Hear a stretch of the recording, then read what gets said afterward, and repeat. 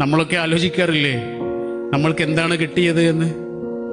പലപ്പോഴും നിരാശയൊക്കെ വരും മനുഷ്യന്. എത്ര ചോദിച്ചു എന്നിട്ടും അള്ളാഹു തരുന്നില്ല.